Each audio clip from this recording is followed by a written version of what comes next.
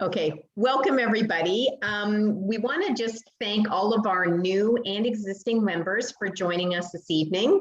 I hope you all have a glass of something in your hand to be able to sit back and just enjoy the presentation that's about to happen from New Path, as well as getting some information about just some administrative items that we're going to be going through. First, I would just like to ask everybody if you could please put your microphone on mute. That way we won't get any feedback and it'll keep the progression going nice and smooth. If at any time you do have any questions after the presentation that Barb and I are going to provide or after New Path, you can either raise your hand or type it in the comments, and we will do our best to get to those comments as soon as we can, and we will address them as soon as possible. If there's things that we need to get back to you on, again, we will let you know at that time. Like Barb said, we are recording this social, so we can post it on our YouTube channel as well as all of our social media links as well. So from there, I'm going to pass it over to Barb, and she is going to take the next item, which is Celebrate Ripple. So every social, we like to celebrate Ripple. We like to celebrate our members. We like to celebrate this initiative. So for any new members on, and also for New Path to share our story, this initiative started with Marianne and I having coffee. So we met at Gilda's Club. We had a cup of coffee and we talked about Barrie. How can we help Gilda's? How can we help Barrie? How can we help a number of charities in town? So, you know, like women do, we call our friends who call their friends. And within a few months, our first donation was to Gilda's Club in September of 2016. Since then, our group of women have touched 15 charities. Just keep it right in the box downstairs. 15 Hey, Petra, charities. can you put your phone on mute? Yeah, Petra, can you just put your phone on mute? Hopefully she does. Anyway. So New Path is the 15th charity that we have been able to touch with kindness and financially. Our we're coming into our 5th year, and our donation total is $427,700 back into Barrie. Right, ladies? It's amazing, and gentlemen, and Gord. And like kindness does, it ripples. Within a few years, we had people reaching out to us, and our next chapter opened in Aurelia under the direction of Amber and Raquel. They have been operating since 2019. They have touched 5 charities to date. They just hit a huge milestone of having 200 members themselves. So now they are splitting their donation, and they have donated back to Aurelia area charities $123,000 since 2019. And we have a chapter in Muskoka that has done 1 donation to date, and London is currently doing a donation. But this group of kind people in Barrie, Aurelia, Muskoka, how it's rippled, we have donated back into our communities $555,000 since 2016. That's pretty amazing. Like, it's crazy. Gives us goose every time I do my little spreadsheet, because that's what I do. Yeah, it's amazing. Gives me chills. So we always like to say to let everybody know how we're doing, and there is no limit to kindness, so there is no limit to our membership. So if you know anybody that wants to jump on the kindness train, give us a call. You can go on our website. You can go on LinkedIn, the link tree on Instagram, and join that way. We have so many different ways to join. So, or reach out to Marianne and I or another Ripple member. Mm-hmm. And that's often how we do get our member growth, is from word of mouth. Yeah. We post something and people just want to be part of it. So it does definitely. And when you hear Barb and I speak with the excitement, we always have such great excitement and passion for it, because it's like our baby. So for us, we just want to continue to see it grow. And this is our AGM, so we have a little bit of admin to go through, of course, as we always do. And we'll, if anybody have questions, you can ask them or put them, like Marianne said, in the chat box, and we'll try our best to answer them. Right. So I'm just going to go over a few administrative items as far as recapping a few things and just having a few discussion points with regards to donations. So first and foremost, for those people who have made their donation to New Path, we thank you. You've made our administrative side of things so much easier. For those who have not, that you still have to make your payment, if you could please go to the email that we've sent you and either follow the e-transfer link, or you can follow the Canada Helps link and do a credit card payment, or you can mail your check if that's your preferred method as well. Please always make sure that you reference Ripple of Kindness as your payment, so then that way they will make sure that they are able to record that on their end. Now, I do need to address one issue, and it's something that has been coming up quite frequently, but as we grow as a membership, it becomes a lot more taxing on Barb and myself. And that is when people continue to reach out to us and ask us to check to see if they have paid. I can't stress to you enough, there are 271 members and 2 of us. So when you reach out to us, as much as we want to do everything we can to make this process as smooth and as easy as possible, it becomes quite taxing because there's a delay oftentimes. By the time you make your payment, it goes to, let's say, Canada Help. Canada Help records that, then they send that to the charity gets that, then the charity records it on their sheet, and then it's the charity that sends us a once a week update. So we could very well miss your information and say to you, you haven't paid, and then you pay a second time. We don't want to be giving misinformation. So we would just ask our members, before you call us, check your own bank statements, check your own credit card statements, have a look and see if you've made a payment. You will know in the last 6 weeks if you have made a payment. Now, my friend Trish was lovely to make me aware of the fact that some people often don't know where to see. If you send a lot of e-transfers, you may not necessarily know which $100 e-transfer was for the charity. So anybody can look that information up through their banking institution by going on their e-transfers and then or Interact payments and looking at the history. In the history, you can see who you've received payments from and who you have sent payments to. And in there, if you've sent something, it will be in that section. If it's not in that section, chances are you did not send an e-transfer, or at least not from that account. If anybody has any questions, I'm sure you can YouTube it or Google it or reach out to somebody at your banking institution to be able to help you find that information.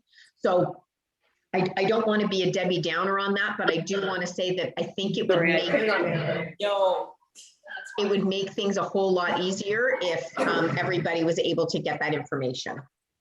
The other thing that we wanted to ask our members is when we send out our reminders, we're looking to you for some feedback.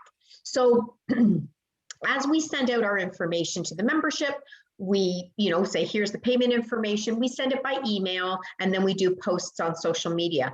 We would like to know from our members, do you think that that's effective? Would you like to receive information by text message? Do you feel like what you're receiving now is adequate? Maybe that's something that you can think about and let us know if there's a different method or something that would be a little bit more effective. So then that way we can make sure that we get that out to everybody as soon as possible. And it's something that maybe a text message is preferred, maybe an email is preferred, but at least that way we know and we can at least do what our members are looking for before we continue to follow through and people find something a little bit more effective. And also just to add to that, Mayor, like if the members are getting a reminder email for payment, it means we have you on the list as unpaid. So if you're getting a reminder email, it means we don't think that you've paid. So check your bank statement, reach out to the charity. That would be my advice.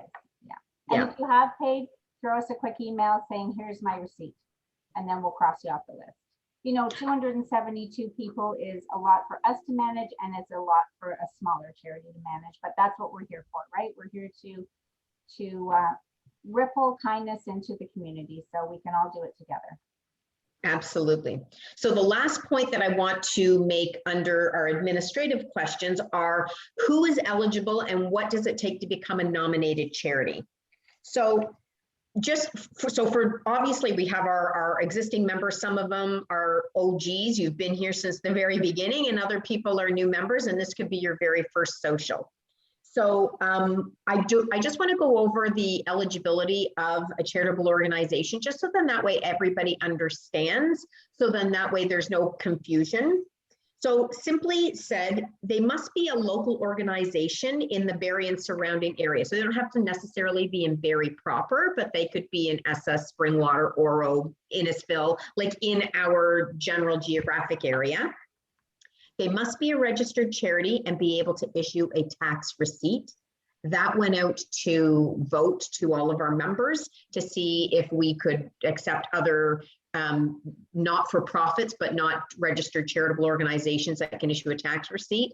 And that was not a positive vote from our membership. So they have to be able to issue a tax receipt. An organization is not eligible for 5 years after they have received funds. So that tells you a little bit more. And the money cannot go to a service club where we don't know who the end user is going to be. So often, you know, there's the thought process of giving the money to Rotary, but the Rotary will take the money and then give it to an overall project or whatever they deem is fit. That's not within our mandate, and that's something that we needed to address at this meeting.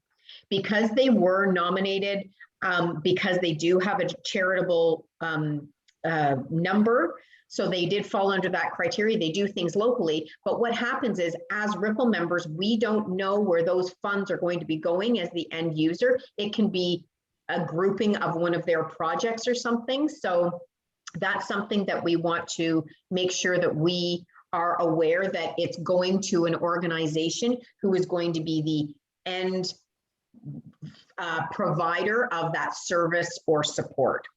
So that we just wanted to clarify that as well to everybody. I think that's all I have for my point, Barb. Now it's on to you. Yeah, so nominations come available once a year. So we're now doing our June donation to New Path. So the slate is now wiped clean for all the nominations from last year. So any Ripple members, you have to be an eligible Ripple member, obviously, to put in a nomination. So now pick your favorite charity, one charity per member, please. And you can go on our website, rippleofkindness.ca, and click the nomination form. We also have it on the Instagram account on the link tree. So if you click that link tree, it will drop down to become a member, go to the website, or nominate a charity, and that click will take you right to the website. So what we ask is all the contact information that you can find. So obviously, if you love a charity and it's near and dear to your heart, you will find out the executive officer's name, a phone number, their CRA number, and then you just submit that and send it to us, and that will all be compiled into the September donation. Awesome. Thanks, Barb. You're welcome. So the one thing we want to talk about now is the 5-year rule. Yeah. So when we started back in, our first donation was September of 2016. So that means that now we are at that 5-year mark. We're going to be celebrating our 5-year anniversary. So Gilda's Club was our very first recipient at that time. So they are now eligible to be nominated again. Doesn't necessarily mean they're going to win, but they can be nominated now because that 5-year time has lapsed. So this is all new for us because when we started, these were the regulations that we put in place. So now we're actually living what we've put in place to say this is the first time we're actually dealing with a recurring nomination. So we just want to let everybody know that they are now eligible because that 5 years has lapsed. And as we move on, then other organizations after that 5 years has lapsed will also again be eligible to be nominated. So that's something that as we move forward, and maybe that's something that Barb and I can figure out the logistics on that and to let all of our members know, because we want to make sure that everybody's aware of that, but also not feeling like we're forgetting some valuable organizations that, you know, could miss the boat. So once a year, the 5-year before will become eligible. So we'll announce that every June at the AGM who's eligible. And speaking of 5 years, we are hoping in September that we are going to have a really big social. We hope all the government restrictions are off. We hope we get together, we hug, we drink wine, water, whatever, wine, and, you know, just gather and be together again. That's what we really are hoping. I mean, we love the Zoom, we love the attendance, we love, you know, the webinars and all the new things Marianne and I are learning. Yes. You know, YouTube channels and all sorts of things. We're loving it, but we do love to see our members in person. So we're hoping that an email will come out in August, and there'll be a time and a place, and it'll be amazing. So stay tuned for more details on that. Exactly. So with that being said, does anybody have any questions with regards to the information that Barb and I just covered off, with regards to anything that relates to memberships, donations, nominations, anything that you have a question you'd like to ask while we have a minute before we get into our presentation from our guest speakers? Go ahead, Colleen.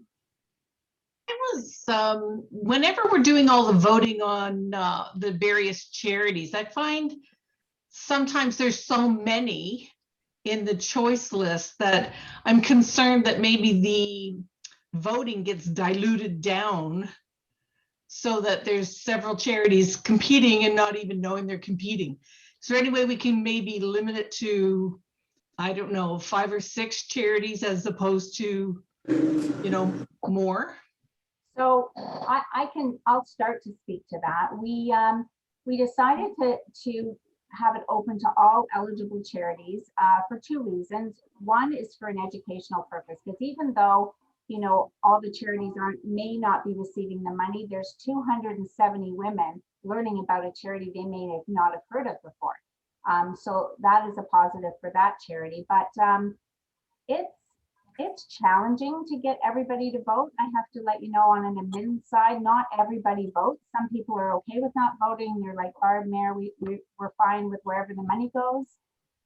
So we've had this brought up before, Colleen, where we thought, you know, maybe we'll have 1 month is 20 votes and then the top 5, the next vote, but that's a lot of admin work. And also, most of the members didn't want to do that. So they just wanted to have as many charities nominated as possible. So and one of the things that was brought up that I think was a very valid point was, what makes someone else's charity eligible to be nominated and mine's not eligible to be nominated? So if there are 15 or 20 nominated charities, and you say, oh no, we can only have 5. Well, how do you decide what those 5 are? And that becomes a little bit problematic, because to everybody who's nominated, that's their passionate charity. So we didn't want to feel like we were making a selection and we were telling people what, you know, we felt was more important. So we certainly never wanted to slight any of our members in feeling like their charitable organization wasn't worthy enough for the money. And we didn't feel like we, as Barb and I, as administrators, were in that position to decide who those charitable organizations were.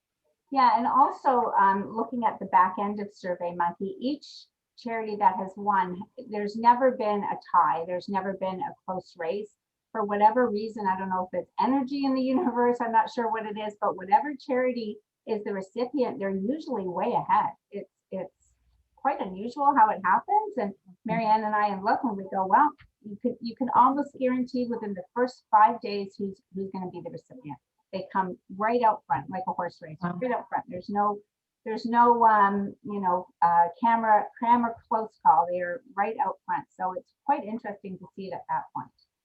Yeah. And oftentimes it's what's going on in the news, yeah. Right? So like, I mean, if there's a current event or something was featured in the local news and it just happens to come out, that speaks to a lot of people. And then oftentimes we don't really know why people vote what they vote, but they do. And so but again, all the nominations, and all of the votes come in by way of SurveyMonkey. So that's something that we, it's completely transparent. And although Barb does all the behind the scenes stuff about it, it's always available for any members to be able to see. Always. Any other questions? I'm just going to flip through here and see if anybody else has a hand up or any No, comments. I don't see any comments or anything like that.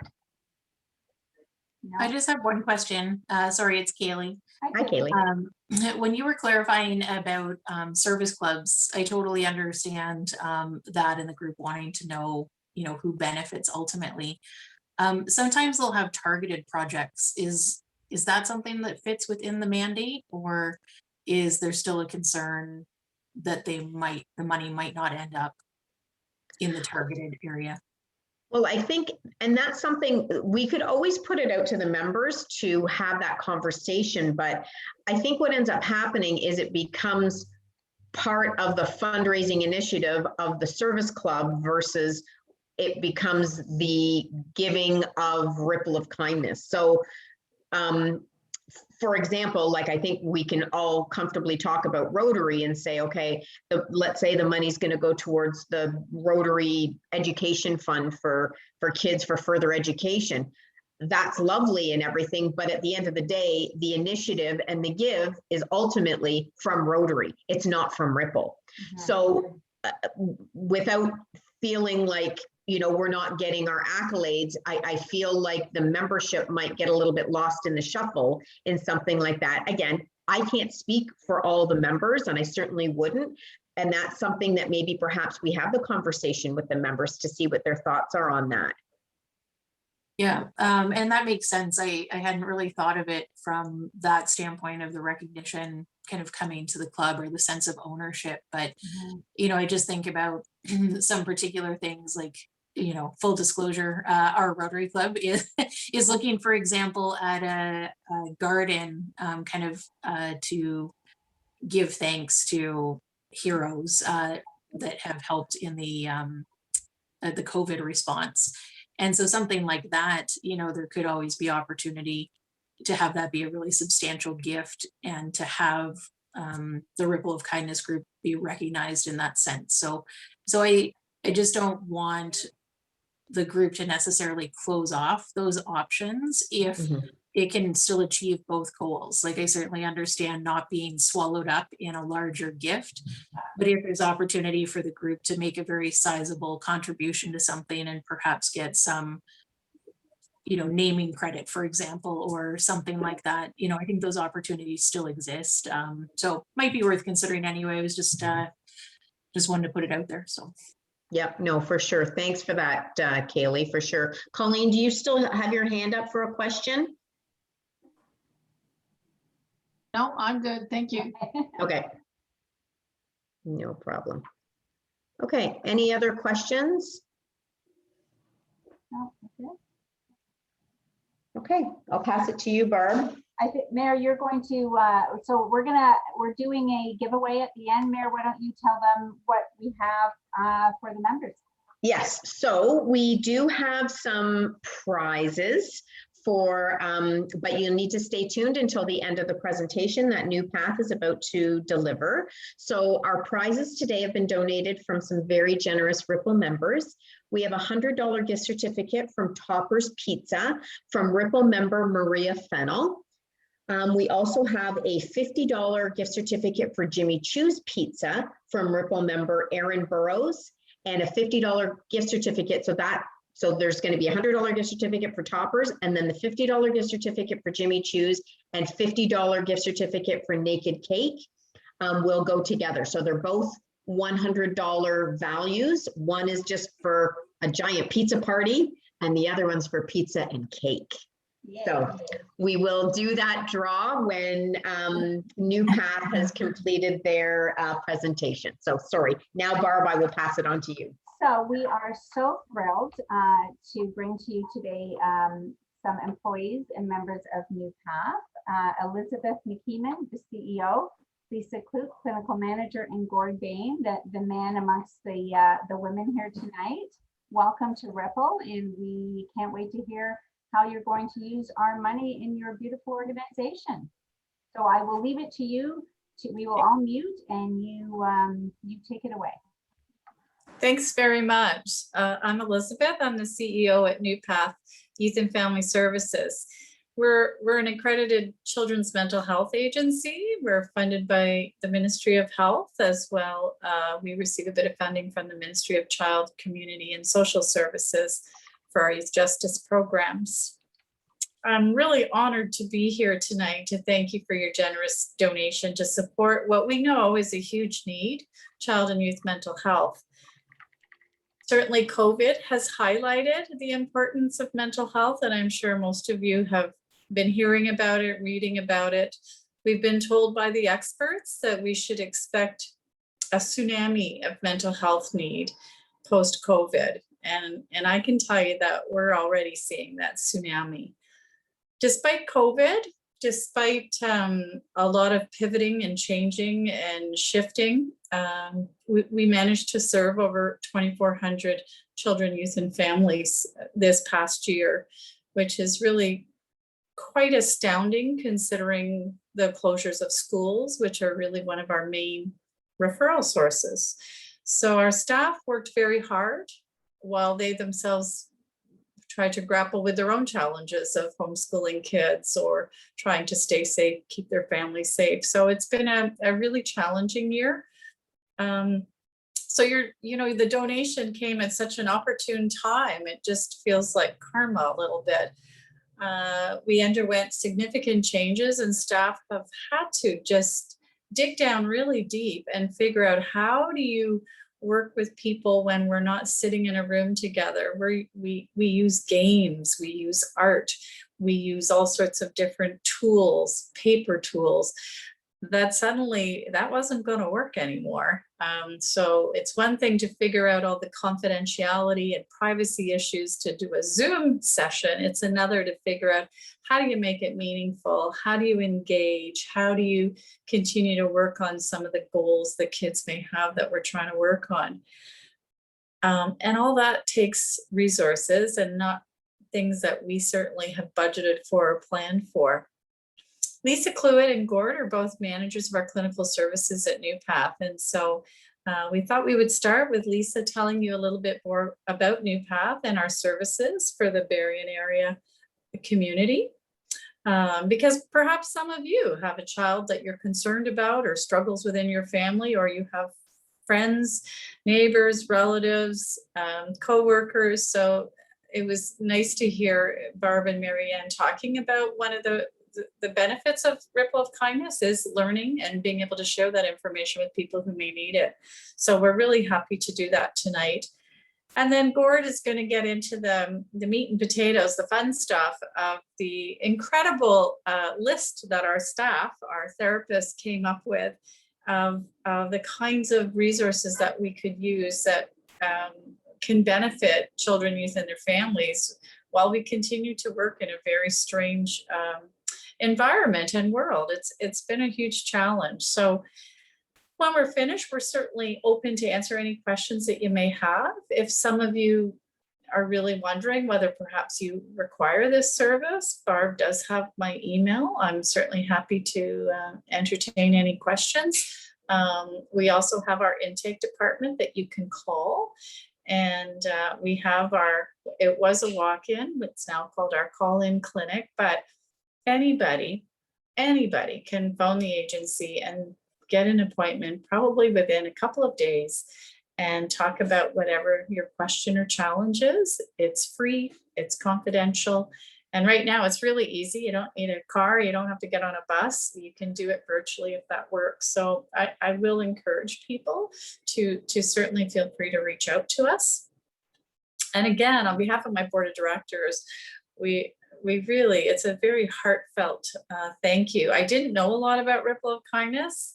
I looked it up, learned more about it. I've been telling a couple of women at work just actually this afternoon, I was telling them what I was doing tonight. And I think there'll probably be some more new members that come out of New Path because people thought it was just wonderful, terrific. And we're excited and wanted to hear my feedback from this evening. So I've learned a lot in the short time I was just listening to the chat. So I'm quite excited to go back and share that. So again, thank you so much. I'll turn it over to Lisa. Hi, everyone. It truly is an honor to have our agency selected to be the recipient of your kindness. I got on earlier and I was chatting briefly with Marianne and Barb, and just mentioning that I also got on the website and looked at the Facebook page. And it is incredible to see how Ripple of Kindness has grown and all the support you offer. And I too was saying the same thing, that I'm really intrigued, and I might be joining this. So I might be seeing more of you, because it seems like it's really, really wonderful what you're doing.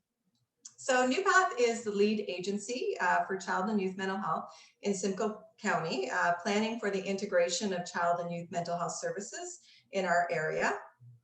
We offer a range of free child and youth mental health services for children, youth, and their families up to the age of 18 in Simcoe County. Counseling services are available in several locations across the county, as well as in many elementary and secondary schools. And services are available in person, by phone, and online. That was kind of one of the silver linings of COVID, right? Us having to pivot and ensure that there was no disruption in our service delivery. New Path also offers live-in treatment services and a Section 23 classroom for youth residing in that program.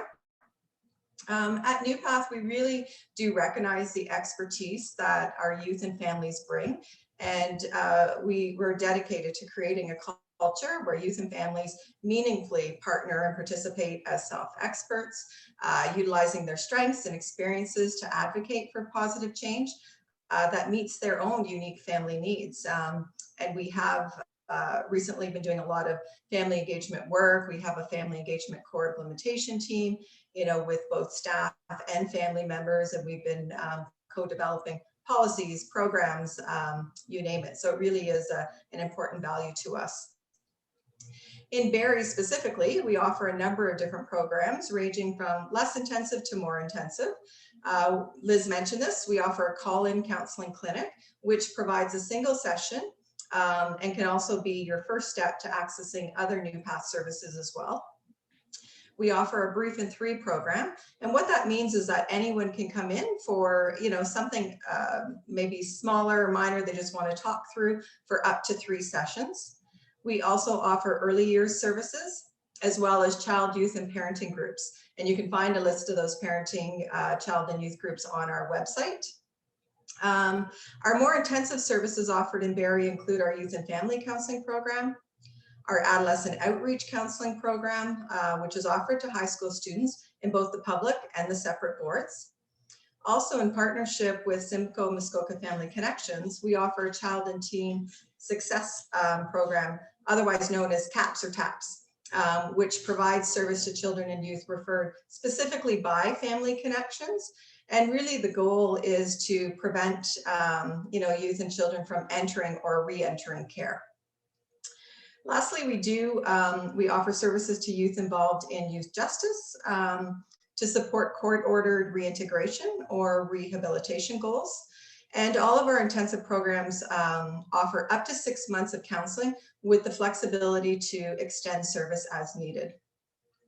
In terms of our family-specific programs, last fall we were very fortunate, with the support of the Ontario Trillium Foundation, to launch a family support program.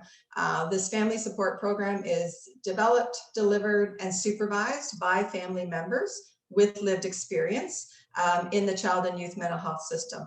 So it's been a really welcomed and really well received program, not only by our staff, because it allows our staff to focus on the clinical work, and our family support workers can be helping families to navigate the children's mental health system for other family members, getting themselves connected to supports, resources. And because it's peer-to-peer, it's been a really welcomed addition to our program. The program is intended to provide support and resources to help families manage and care for their child and youth, and to enhance really the overall well-being of their family. So I know this is quick, but I hope the overview of the programs specific to Barrie was helpful. We're happy to answer more questions, and at this point I'm going to hand it over to Gord to talk about, you know, all the wonderful things that we're going to be able to purchase to support our staff and clients. Over to you, Gord. I just wanted to start out with a sincere and heartfelt thank you. It's very impressive to hear sort of the origins of your group and where you came from and where you're at, all the good you're doing. I can't tell you how much I appreciate that, and to assure you that we will make sure we're putting the kind donation to good use. So, in terms of, I'm going to talk about, we do have a menu of services that Lisa referred to. Live-in treatment is one of them, and it's our most intensive program. So I'm just going to talk about that briefly, because I think a sizable part of your donation will go to live-in treatment. There will be lots that will also go to other programs, but our live-in treatment program is, it's our most intensive program. Youth are with us for typically 4 to 6 months. They're with us 5 to 7 days a week. So it's not sort of an hour appointment or a couple of hours. It really is 24 hours a day, 7 days a week. We deal with youth who are aged 11 to 17.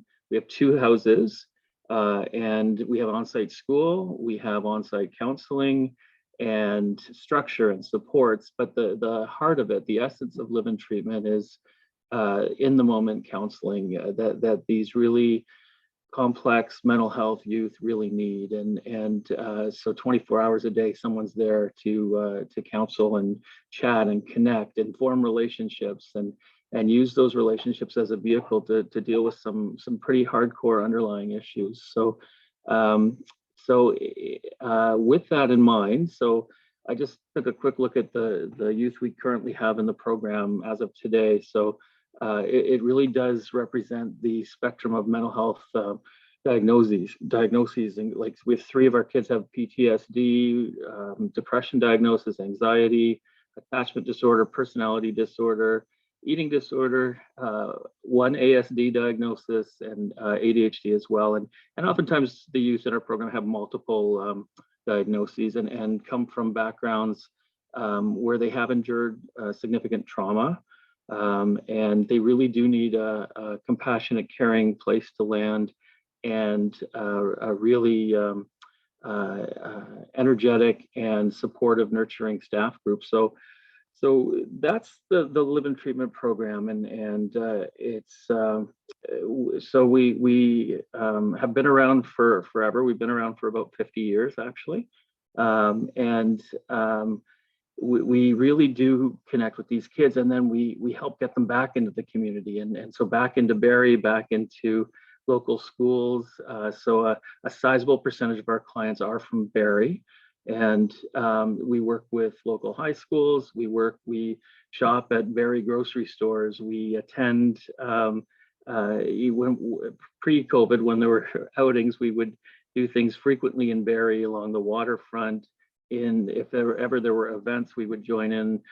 We've been to, we shop in Barrie, we entertainment in Barrie, and oftentimes when the kids live in Barrie, we are finding them the best predictive factor of whether they'll have success when they leave us is really strong community connections. So Barrie does sort of permeate through our program and through the clients that we serve and their families.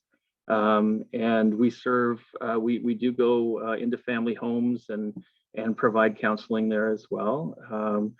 And in terms of COVID, it was a rough period for us.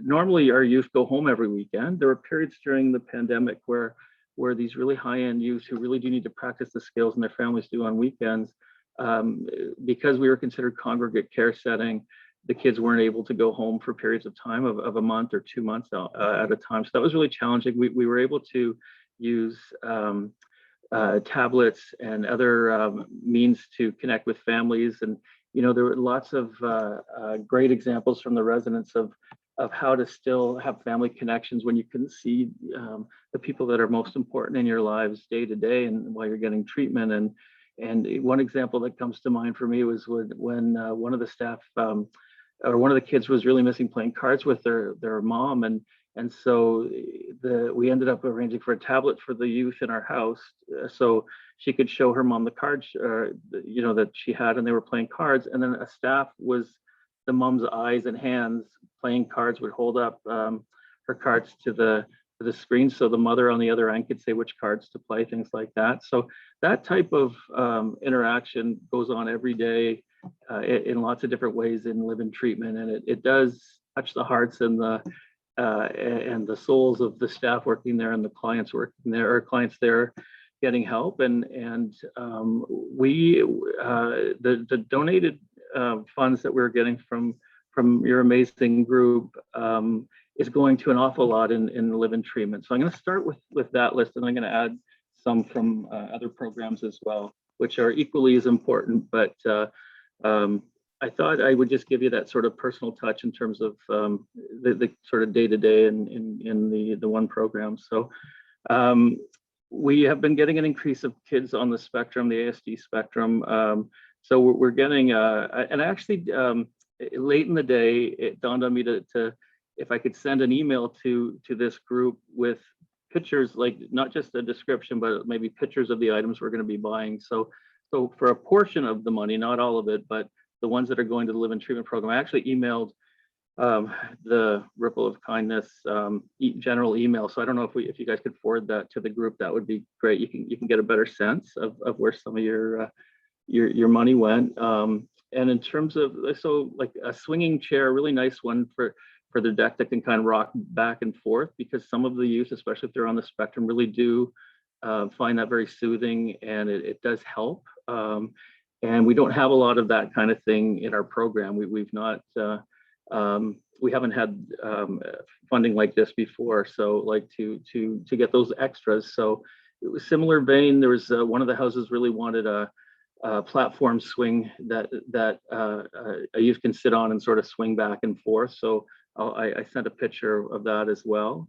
Patio furniture, especially during COVID, we wanted to keep people separate. We wanted to get kids out of the house, and they were wanting to stay in the house a lot because there wasn't a lot to do. So we do have decks on the two houses. So a nice patio set so we can utilize that space a little more.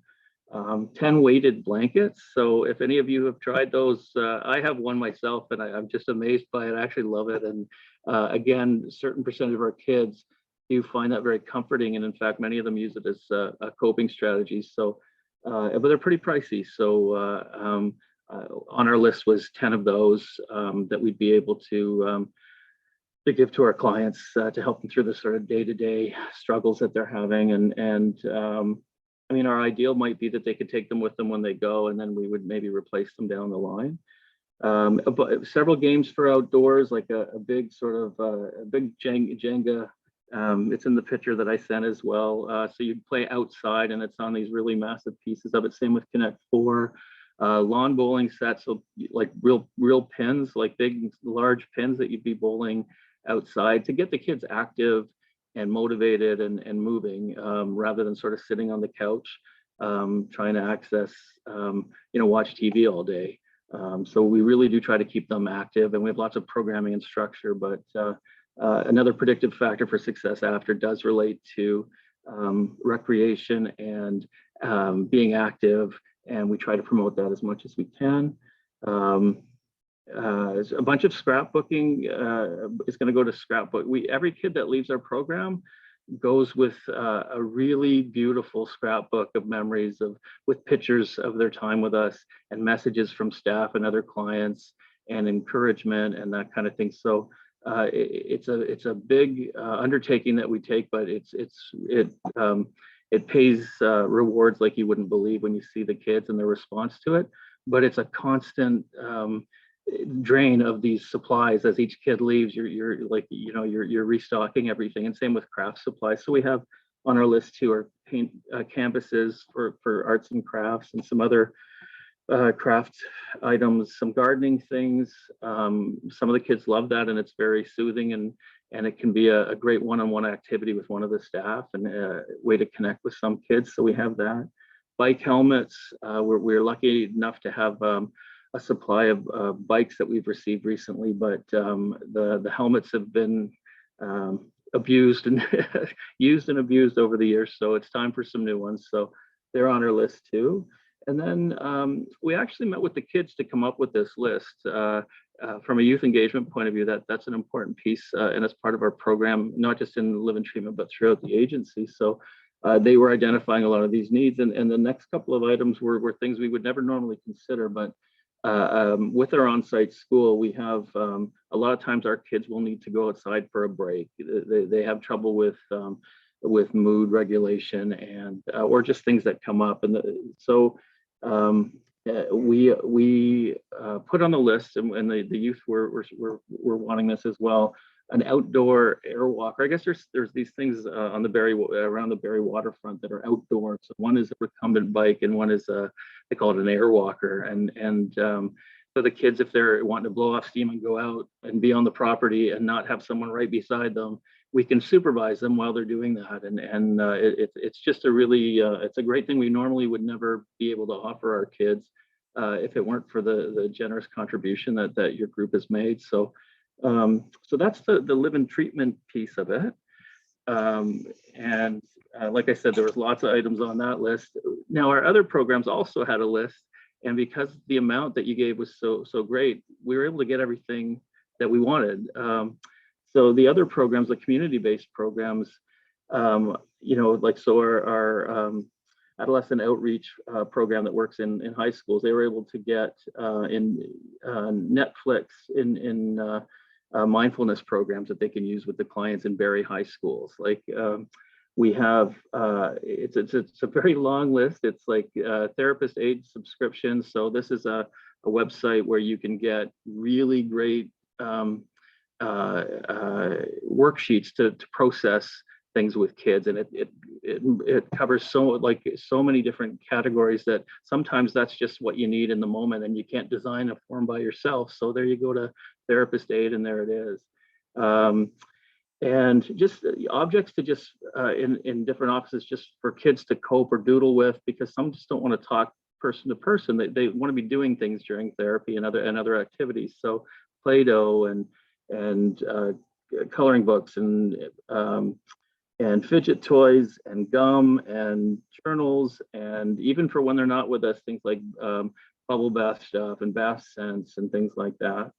So the list goes on and on. Social skills games that they could play with the staff during their sessions. Grocery cards for families, because some of the youth and families that we service don't come from the most affluent families, and some of them, and I could speak firsthand to this, didn't have enough money for gas to come to a local New Path office. So gas cards and food cards go a long way. We wouldn't give them out indiscriminately. It would be to families most in need. And so we put a bunch of those on the list, and Tim Hortons cards as well.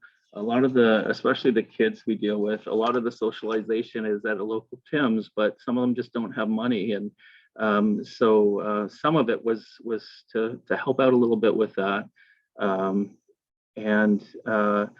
I saw also on the list, there was mini portable printers. So if a staff is out in the community instead of in an office doing their work with a kid, they'd be able to print sheets or things for signatures and things like that. So some of the I saw on the list, there was a couple of portable printers and ink for that, and just different other resources as well. It would take a long time to go through each and every one, but the point is, I think as an agency, we had so many needs, and it was like check.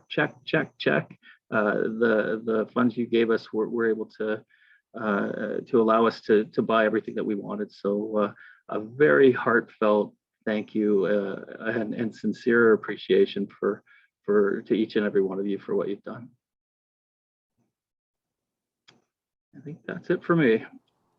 That's amazing, Gord. Oh my gosh, I'm like literally welling up as you're talking, and that list is fantastic. There are some questions that have been coming through, and I know Lisa's been really great at answering them. You can drop off at 165 Ferris Lane, which is great because one of the questions was, where can we drop off? I know, Angela, your question was answered. How many counselors do you have? There are 40 counselors, not including the live-in support workers that they have. And were there any other questions that weren't answered right out of the gate? I was trying to keep through, but I think, Lisa, you answered most of them.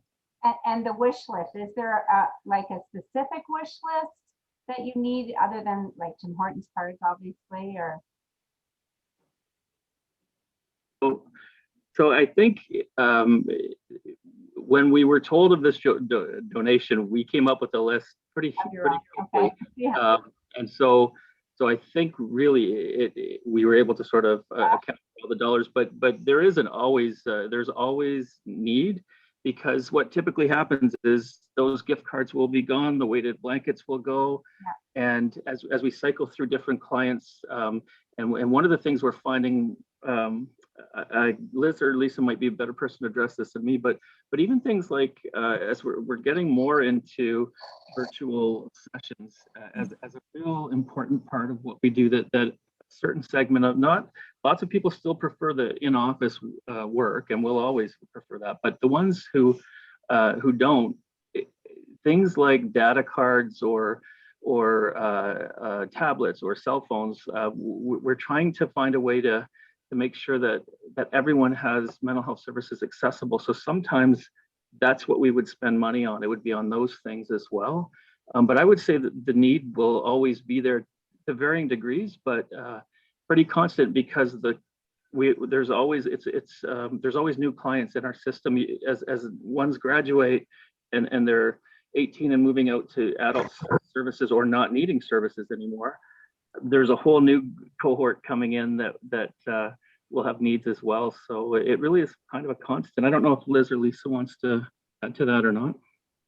Yeah, I think you nailed it, Gord. It's a whole new world. Tablets are expensive, but we're trying. We're going to pilot a loaner program and just try to do a 6-month thing. I mean, here's a tablet with 6 months of a data plan, phone time, because adolescents really do like the phone. So we're trying. So yes, the need is always there. You know, crafts, you run out.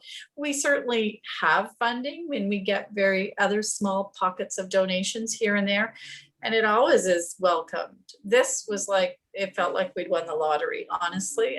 We're happy when we get $1,000. We think we'd won the lottery. This was beyond our wildest dreams. I think I just about fell off my chair when you did. You were silent when I called you. I'm like, hello. Hello. Yeah, so there's always need, and I think it's important because they're all of our kids, right?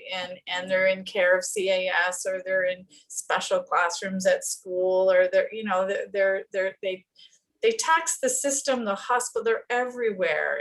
And we don't try to spoil. We don't want to give these kids a lifestyle that they're not going to be able to replicate when they're back home. But when it comes to basic needs, like that's where we do everything we possibly can to try to ensure that, how can they come and do therapy if they don't know if they're going to have a roof over their head tonight or food to put on the table? So sometimes we have to, pause on the therapy stuff and say, let's make sure this family and this child are safe tonight, and we'll get back to the therapy when things are good. But our funding isn't about all those other things. So we do rely on support and help from our staff, from the community. Many staff donate clothes and toys and books and whatever. And it's, it's all good. So, I mean, anything is always welcome, but I know there's also lots of charities out there that all have the same need. Mm-hmm.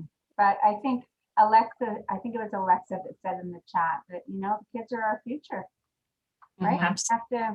We have to, it's a village, and we have to take care of the kids. Angela, yeah, you have a question. Unmute. This is the key. So Gord, I'm really curious about the residential program. I actually didn't know that that NewPath offered, sort of a residence care program in addition to your sort of in-person therapy. So how many children, or is it always under the age of 18? Is that your criteria? Or is it 21 and under? So And how many would you have in residence at any given time? So, so up until about 5 years ago, we actually had 18 beds with 3 houses, and each was 6 youth aged 11 to 17. And the funding didn't, so over about the previous decade prior to that, the funding didn't match. The costs started going through the roof across the board. So as we ended up consolidating from 3 houses, treatment programs, and 18 beds to 2, but we were able to utilize a lot of, so we were able to balance our budget, and we were able to sort of redeploy some of the staff to do more in-home work in support of the live-in treatment program, which was great. But so now we're down to 2 houses, 6 kids in each maximum, so 12 on the property with an on-site school and therapy, and yeah, there's like 25 or 22 live-in treatment staff doing different jobs, like overnight. We have awake overnight staff. Some of our kids, they've come from, we had one that had 14 hospitalizations for suicidal behavior in the previous year, and we were able to get it where she had none with us, and only I think 1 or 2 after she left us. And really are a 24-hour-a-day program, and so we have the 6 in each house, 12 in the property. But during COVID, because we have these bungalows that don't have limitless space, we have maximum 3 in each house during this stage of the pandemic. And as things open up, because we're considered congregate care, we were actually the same grouping as old age homes from the ministry's point of view. We were bound by the same rules and restrictions as they were. So as the rules open up, we'll go back to 4 kids in each house, 5, and then max out at 6. And so hopefully we can get back there soon enough. And if we are lower than the full 12, oftentimes we'll bring community students in to our classroom, our Cookstown classroom, if we have the capacity to bring them in. Because right now all the 12 spots were spoken for by our kids, but our live-in treatment kids. So, but in the past couple of years, we've had some pretty high-end students come in from different local schools. I think Kaylee has a question. You have your hand up, Kaylee? I do, thank you. I know it would probably depend on obviously the services you're providing, but I was curious how long kids tend to stay in one of your programs or in your care, as just sort of a ballpark or per program, just an idea. We have a grouping of programs we would consider an intensive. LITS may be one, but there's others that work with kids, youth, families, go into homes. So those programs tend to be 6 to 9 months. We try to cap the intensive counseling at 6 months, but what we found is that the family and youth needs were so complex it wasn't enough. So we've extended that to 9 months. Those are ballparks. Walk-in clinic could be one. Brief in 3 is maximum of 3. But I guess the other important thing would be to note is that we could have a family who comes into a walk-in, and the recommendation and discussion and plan is actually, we think we could provide you with more service that would be helpful than just 1 session. So perhaps they come in for a group and a brief in 3, and maybe after that, there's thought that we could provide more, or more has been learned. And in fact, now they need to move over into our longer term 6 to 9 month counseling program. So we have some families that are with us, off and on for a couple of years, and that's what they need. And others that come to the walk-in whenever they have something they need. And even we might say, I know there was a mother who came to a walk-in. I'll just tell you this short story she had a 5-year-old daughter. And when she came in and gave us a sense of her history, it was really very upsetting. I mean, she was in an abusive relationship. She'd been abused as a child, moved around. So there was lots of loss and trauma. She was struggling financially. Her daughter had witnessed abuse. So there was all this stuff. And the worker and the recommendation was, we'll bring her into our early years. We'll do some parenting and coaching. We'll go into the home. We'll do some individual work with the child. And the mom said, no, I just need help because she has 3 meltdowns a day every time the ice cream truck comes into the neighborhood. I can't afford it. All I need is for you to help me to manage this. So they got a calendar, they got stickies. The girl got to pick what day she gets her ice cream. That was on the calendar. What would be the list of snacks mom could afford that the child would eat? And so the hour and a half was spent on a really simple, productive, helpful strategy for mom, for the daughter. Doesn't matter what the therapist thought that, oh my God, you need trauma work, you need this, and you need to be with us for 3 years. She knew best. This is what I need. So she left. They left with a pretty beautiful calendar full of stickers. The little girl was happy. Mom felt good. And our goal is that mom will come back, we think, if she has another problem, because it was positive, non-blaming, collaborative session, and hopefully it worked, or she learned some things out of it that she could try to apply to other areas. So sometimes you don't know, what you think when you hear the story. You think, oh my goodness, this is going to be long-term intensive work. But our goal, as Lisa talked, it's so much about saying, but what do you need? I can judge and I can think and I can assume, but parents know their kids best. And so our job is very much to take our cue from that. We might say, your adolescent is at high risk. We think they should come into the live-in treatment program. You need a break. They need a break. We need to really intervene, seriously here. But at the end of the day, it has to be what fits for a family or the youth, because 12 and up, they have the choice. We can't force it on people. So our work is always, how do we engage in a meaningful way so that people will feel comfortable, will feel heard, not judged, and then we can begin our journey if there needs to be a journey. Wow, that's amazing, Elizabeth. I never realized that it was the work together process, which makes such a difference, right? Like, you often hear, this is what we prescribe, this is what we think, and people will often just do. So it's nice to hear that it's a collective decision, and the mom or dad's voice means just as much as the treatment that's being recommended. So that's so great.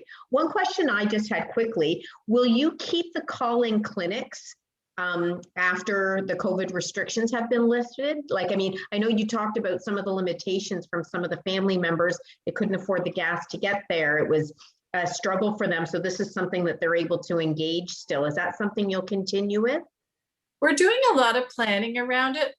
Honestly, that's probably one of the highlights of COVID, sadly, is that we only have so many staff. So in Barrie, we have walk-in clinics Wednesdays and Thursdays. Days, evening hours, that's great. But with COVID, and you want to have a session on a Monday or a Tuesday or a Friday, because you call in, we can book people appointments. And so it has broadened people's ability to access service. So we are committed to continue that. We haven't quite figured out all the ins and outs and details, but we used to pay staff time, 2 hours to drive to Collingwood to support a clinic in Collingwood, and mileage, and lose a couple of hours of service because they're driving. And so now it's like, nobody will, I'm not paying someone from Alliston to come to Barrie. Like, they can be in Alliston because they can do it virtually with a Barrie family any day of the week, anytime. So it's really, whether it'll be called a call-in clinic, I think that'll be the silly things that we really agonize about. But will we have expanded availability and access to the single session service? Absolutely. Yeah, there has been some silver linings for COVID, right? Yeah. Yes. Yeah. Absolutely has. Okay, well, if there aren't any other questions, we will move on to finish off the meeting and do our draw. So we're just going to ask if everybody has the ability to turn on their picture. I'm going to try to get a picture of a picture, if that makes sense. So does everybody have the ability to turn on their camera? There we go. People are popping up everywhere. Look, asking me. Hi, hi, Laura Lee. Hi, Erica. Hi, Andrea. Couple more. I'm gonna flip it to the next pages. Oh, fix that hair, Ani. Yeah. I know everybody do the 80s thing. Puff it up, make it look good. Even you, Gord, puff up your hair. All right, so maybe some are struggling to turn on their thing, but anyway, we're just gonna do this right now. Smile, say ripple. Oh, there's Ripple. Okay, thank you, everyone. Yay. Okay, you can go back to doing what you were doing. All right. Okay. There, what are we doing now? So now we are going to do our prizes. So we're gonna finish. So thank you to Gord, Lisa, and Elizabeth for an amazing presentation. That was some really great information that I know just based on the chat that was going on. Yeah. Phenomenal. The questions were amazing, and you've really touched on a few things for our members that when they're asking the questions about how can we help more, this is part of the ripple effect that we are talking about that happens. Yeah. You know, we give to a donation, but you know what?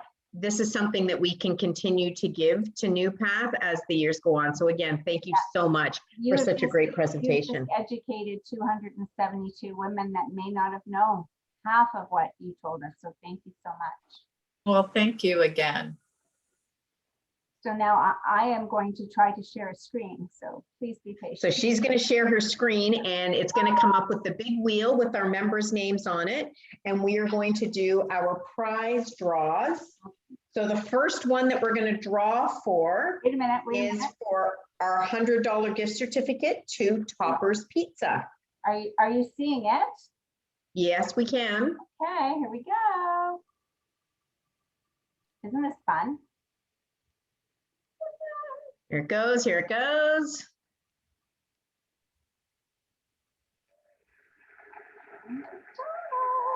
Beverly McDonald is the winner. Yeah. Yay! Yay. All right, next one is what, Mare? It is the $50 gift certificate to Jimmy Choo's, as well as a $50 gift certificate to Naked Cake. Okay. So spin away.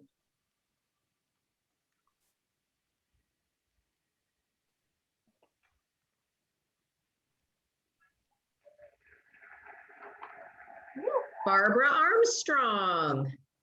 Okay, wonderful. Well, congratulations to both of our winners. I'm just writing down the names so I don't forget. Perfect. Yeah, So that's does anybody have any other questions for us before we wrap it up and wish everyone a lovely summer?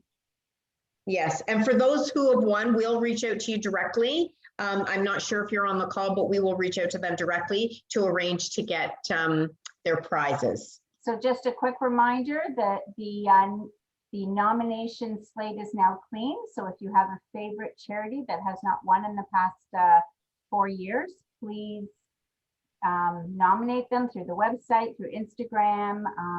And yeah, we'll be voting in August, and our next donation, hopefully in person, to celebrate 5 years Everything Ripple, will be in September. Yes. So with that, everybody, thank you so much for coming out. We appreciate your time, and we hope you have an amazing summer. And like Barb said, we hope to see you all in September. And keep rippling your kindness, everyone. That's Bye. right. Bye, everybody. Bye. Thanks.